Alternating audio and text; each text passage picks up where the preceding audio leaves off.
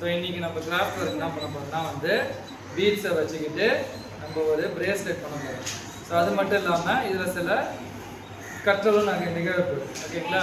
என்ன மாதிரியான விஷயம் நம்ம இதில் கற்றுக்கலாம்? கவுண்டிங், சின்ன பசங்களாக இருந்தால் கவுண்டிங் பண்ணலாம் எத்தனை பீட்ஸ் இருக்குன்னு. அப்புறம் உங்களோட ஸ்பெல்லிங் வரும். ஓகேங்களா? அதுக்கப்புறம் பேட்டர்ன். எஸ். ஸோ நீங்கள் எப்பயுமே ஒரு அரேஞ்ச்மெண்ட் பண்ண பார்த்து அப்படியே அரேஞ்ச்மெண்ட் பண்ண மாட்டோம்.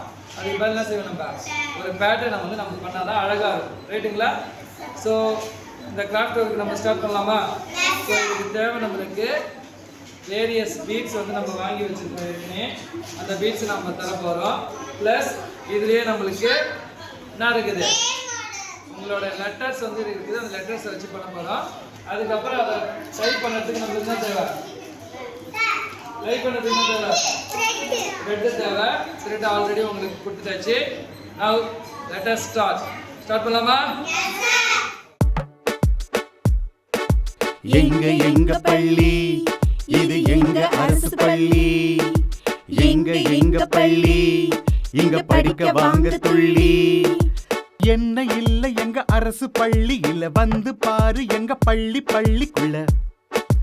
எங்க அரசு பள்ளி மாசு தான், எதுக்கு தேவையில்ல காசு தான். CBSE படிப்பும் அட ஸ்மார்ட் டிவி வகுப்பும்.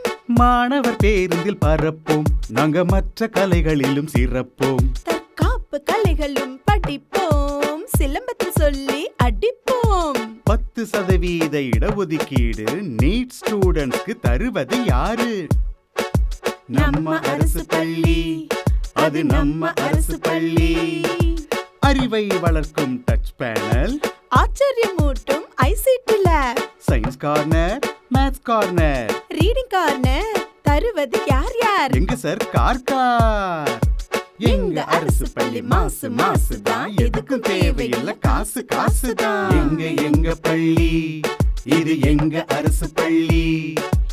எங்க பள்ளி, இங்க படிக்க வாங்க துள்ளி.